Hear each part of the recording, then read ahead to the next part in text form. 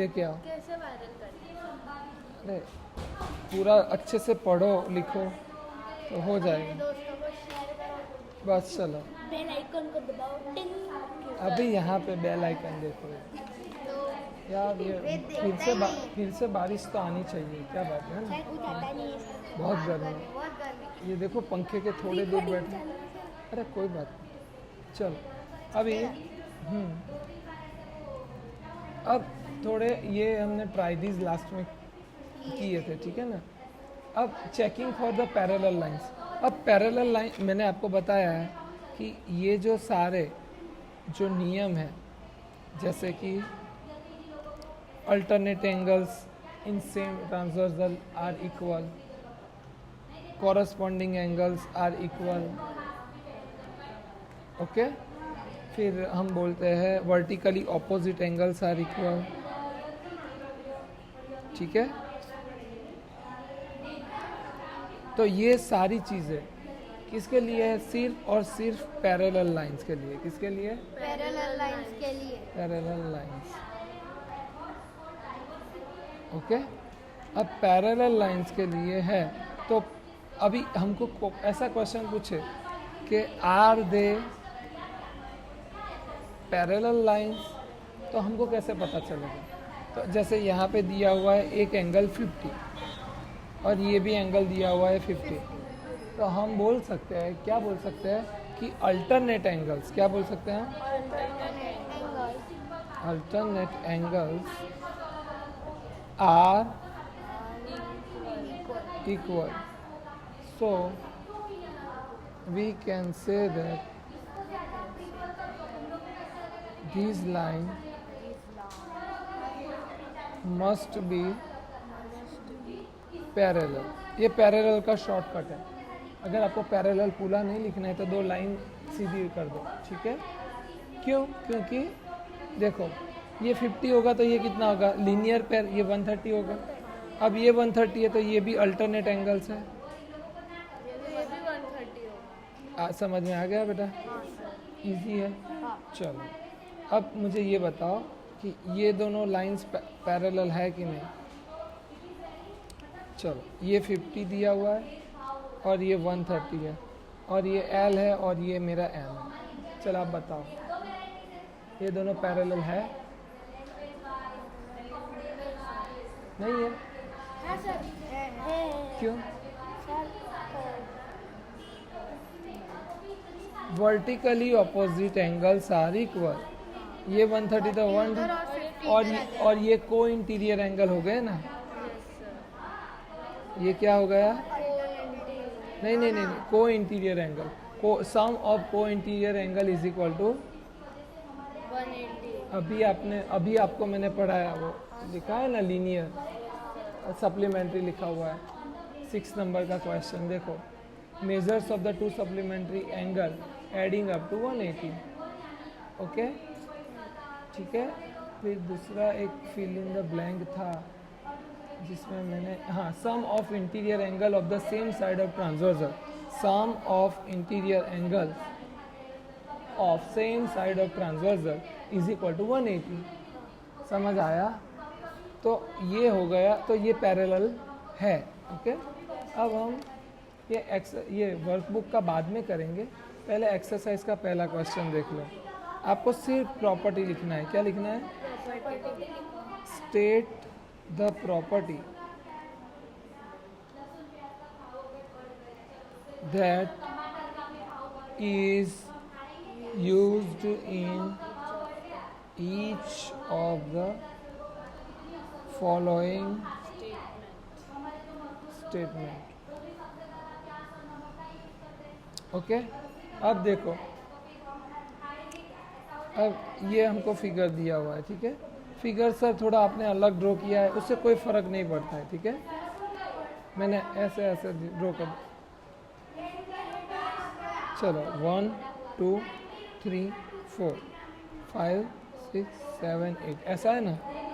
चलो अब पहला if A parallel B then angle 1 is equal to angle 5, ऐसा है ना। इफ ए पैरेलल बी, अगर ए और बी पैरेलल है तो ये 1 और 5 क्या होने चाहिए, इक्वल, क्या होने चाहिए, इक्वल। तो सही बात है। क्यों, कौन सा बन रहा है, बोलो बेटा। इधर से लेकर फिर इसको क्या बोलते हैं, कोई corresponding angles. It is because angle 1 and angle 5 is a corresponding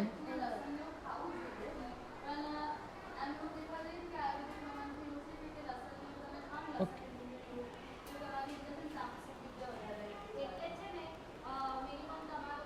Angle 4 is equal to 6.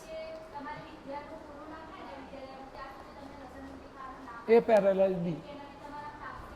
अब angle 4 is equal to angle 6 से वो होगा, बोले तो आप, होगा, हाँ सर होगा। क्यों, alternate angle. Very good, alternate angles, ठीक है,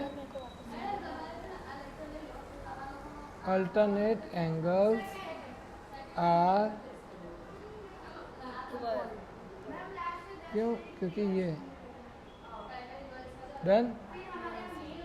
चलो अभी ये क्वेश्चन नंबर 3 क्या है, ये पेन से थोड़ा कम दिखता है ना, angle 4 plus angle 5 is equal to 180, सही बात है।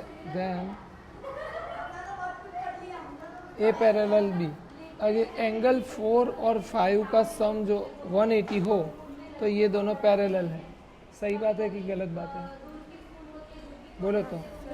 सही है, क्यों सही है, क्योंकि हमने अभी पढ़ा, फिर से याद करवाता हूँ, sum of interior angle on the same side of transversal of two angle is equal to 180, then two lines must be parallel. Okay, हम ये स्टेटमेंट लिखेंगे, क्या लिखेंगे, ब्लैक से लिखता हूँ तो थोड़ा अच्छे से दिखेगा, sum of two interior angle in same transversal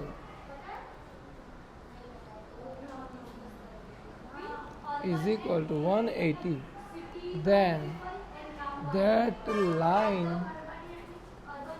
must be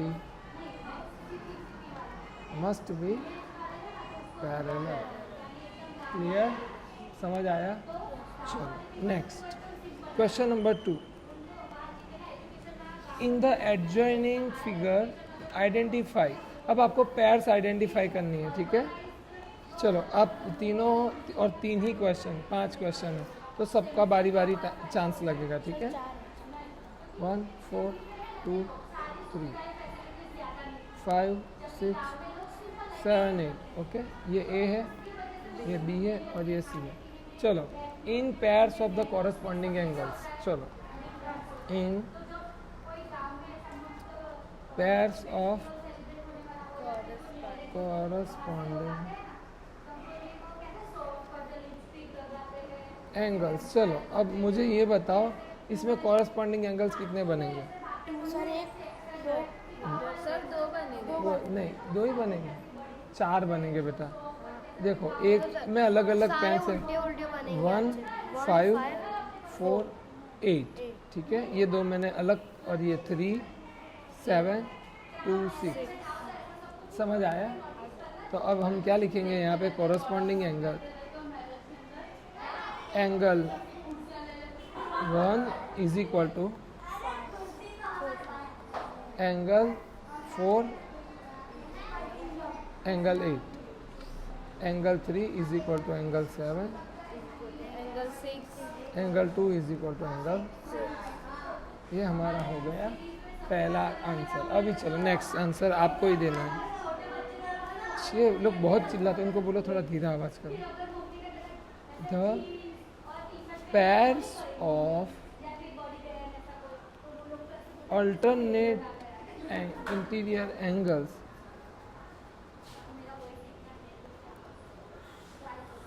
the pairs of alternate interior angles क्या होंगे, चलो ये फिगर देख के बताऊंगा।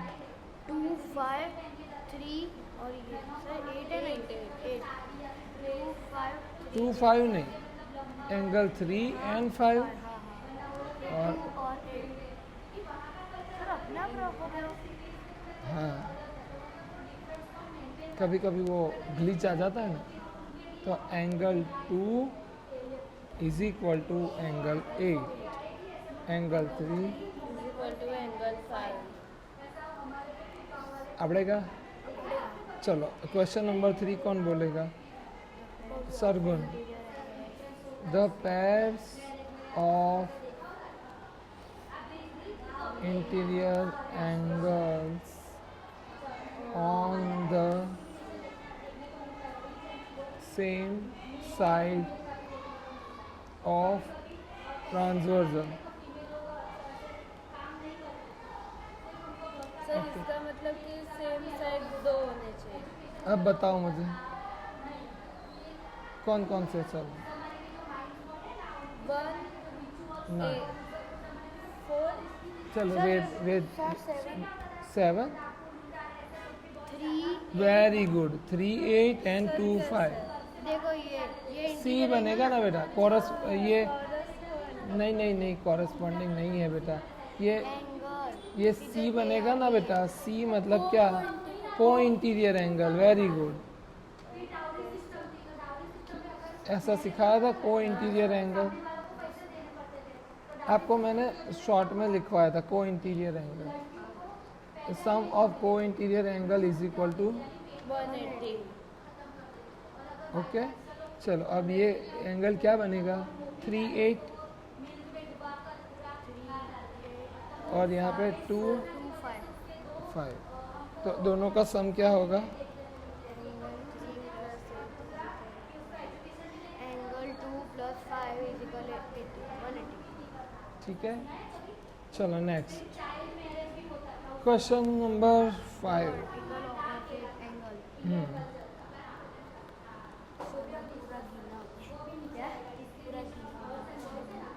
थोड़ा सहन करो यार। चलो वर्टिकली ऑपोजिट एंगल्स क्या होता है? तो ये फिगर देखो क्या होगा, आप बताओ।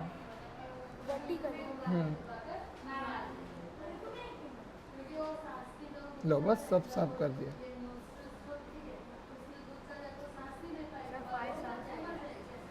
चलो बस हाँ,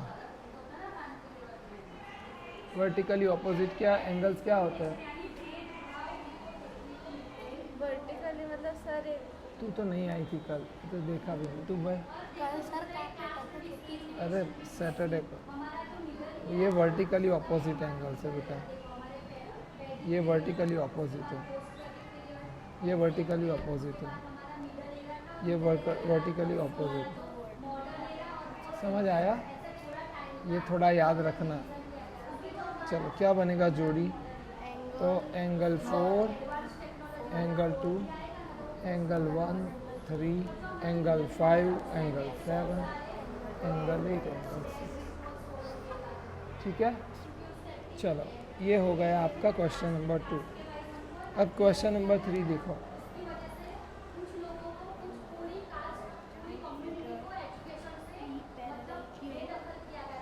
ए बी सी डी एफ 125 और ई। चलो अब हमको इतना ही दिया हुआ है, ठीक है। फाइंड द अननोन एंगल्स, मतलब मुझे ये सारे फाइंड करने हैं। अब थोड़ा यहाँ पे कॉन्शियस हो जाओ, क्योंकि मैं जो है अब आपको जो पढ़ाने जाना हूँ वो अभी आपका प्रैक्टिकल है। तो ये लीनियर पेयर हुआ, दिख रहा है, ये सब भूल जाओ, ठीक है।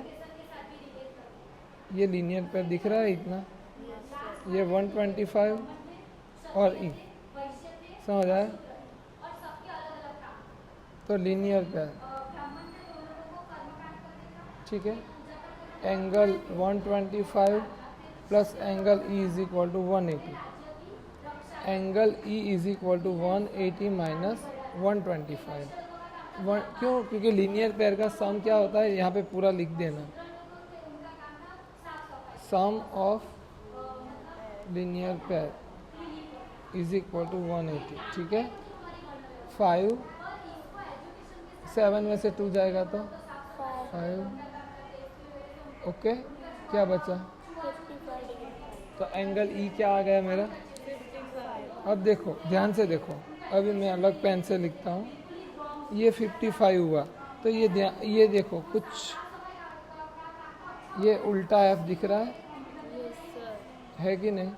तो ये भी कितना हो जाएगा? 55। ये वर्टिकली ऑपोजिट है, तो ये भी क्या हो जाएगा?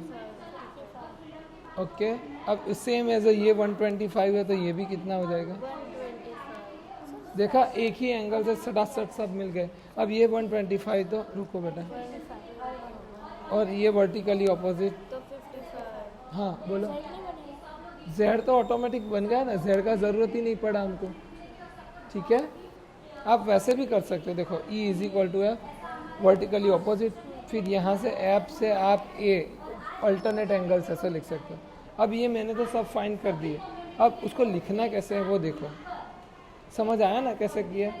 चलो अब मैं लिखूंगा कॉरस्पॉन्डिंग एंगल। क्या लिखूंगा? Corresponding angle. Corresponding angles are equal. Okay, अब angle E is equal to angle A. Yes और नो? ई और ए, ठीक है, इज इक्वल टू 55। ठीक, वैसे ही angle 125 is equal to angle D, ये भी 125 हो जाएगा। कॉरस्पॉन्डिंग एंगल हो गए दो। अब मैं लिखता हूँ vertically opposite angles are equal.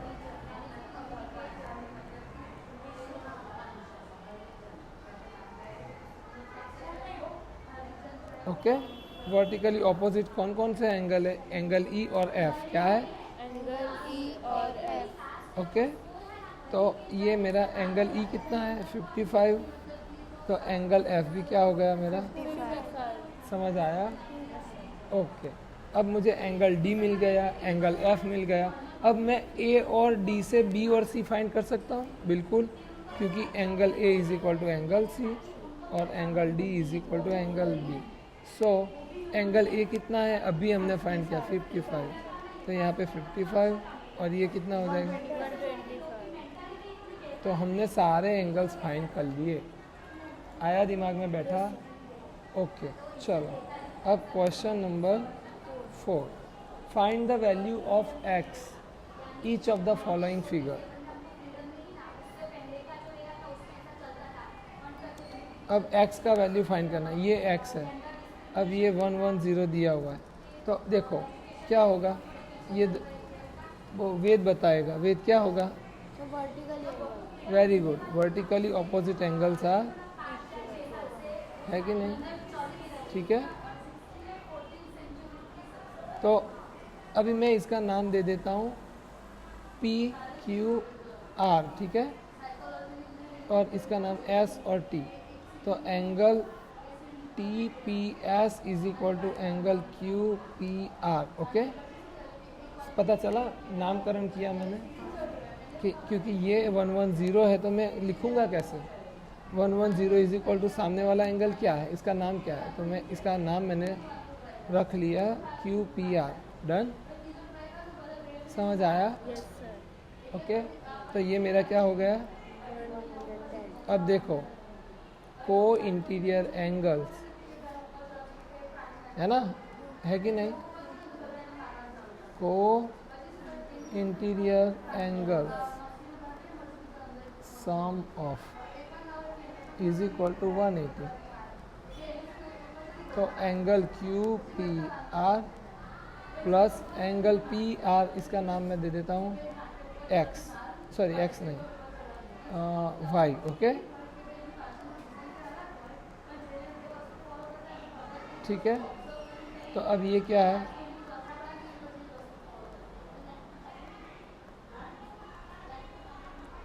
Angle P R Y is equal to,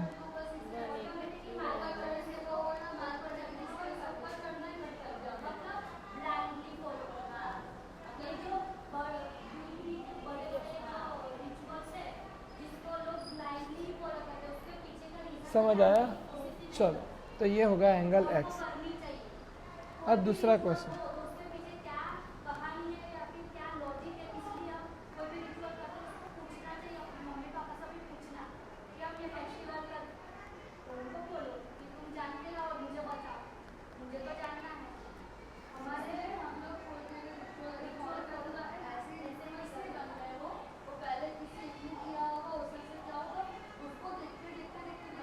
okay, ये एल और एम हो गया, ठीक है। अब ये 100 है, तो लड़की ये कुछ एफ जैसा क्लियरली दिख रहा है, यस सर। तो ये मेरा हो गया 100, ठीक है। मैं क्या लिखूंगा, कॉरस्पॉन्डिंग एंगल, क्या लिखूंगा। कॉरेस्पॉन्डिंग और कुछ फाइंड करना है, एक्स का वैल्यू फाइंड करना है ना, खत्म। सर एक्स से 180 तक नहीं आ सकता, एक्स से इधर 100 आ गया तो इधर से फिर ऐसे नहीं हो सकता, और से इधर जाके ये 100 तो ये 100 ऐसे,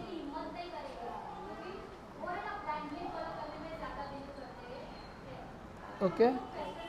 तो ये angle x is equal to, पता चला, सिंपल है। चलो question number 5, in the given figure the arm of the two angles are parallel.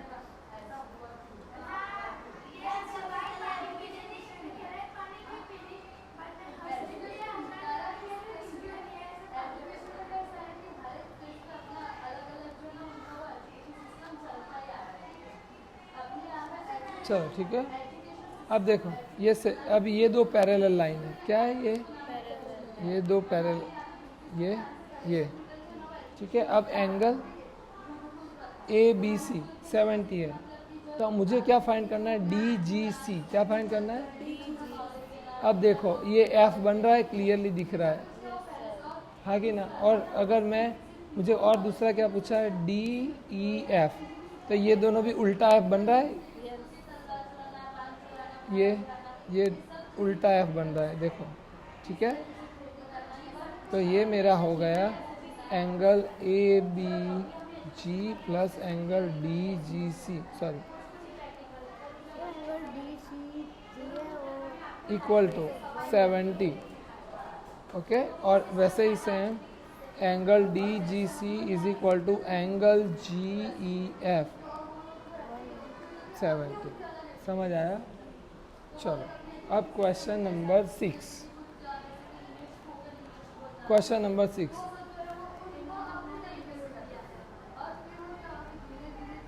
चलो ये 126 है, ये 144 है, तो हमको पूछा है कि ये एल और एम पैरेलल है कि नहीं, ऐसा पूछा है। तो 126 प्लस 44 करो, क्या आएगा, 7 बेटा इज इक्वल टू 170। तो here sum of co interior angle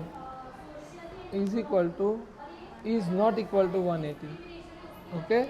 So L does not parallel to M, clear। चलो नेक्स्ट, अब दूसरा, सर ये भी नहीं है, पैरेलल है लेकिन सुनो शांति। वर्टिकल। अब देखो अल्टरनेट एंगल ये 75 होगा, लीनियर पेयर हुआ नहीं, तो L और M parallel, L does not M parallel, because reason पूछा है हमको, डिसाइड वेदर, अच्छा रीज़न नहीं पूछा है, इधर एल है और इधर एम भी है, तो ये पैरेलल हुआ ना। नहीं हुआ ना बेटा, ये सब फिर ये को इंटीरियर कहाँ पे बना, समझ में आया। अब देखो ये लीनियर पेयर है, ये तो ये 75 है, तो ये कितना हो जाएगा 105, बट ये तो फिर अल्टरनेट एंगल हुए, तो अल्टरनेट एंगल तो सेम होने चाहिए ना। तो अब लिखेंगे because here alternate angles are not equal, so L is not parallel to M, okay. चलो अभी नेक्स्ट,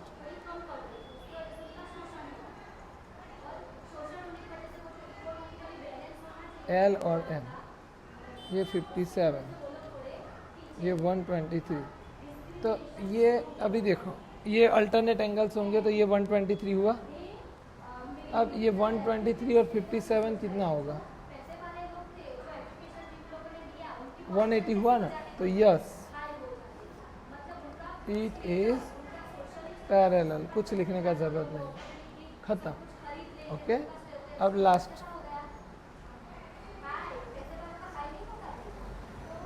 और चैप्टर भी हमारा फिनिश। अब ये देखो 98, ये भी नहीं है। तो ये 72, अब 90 वर्टिकली ऑपोजिट बेटा, समझ आया? तो ये हो गया ना बेटा 10 और 170 नहीं हुआ, तो ये भी parallel because of co interior sum of co interior angle in two parallel lines, sum of co-interior angles is equal to 180, but here it is not done, so L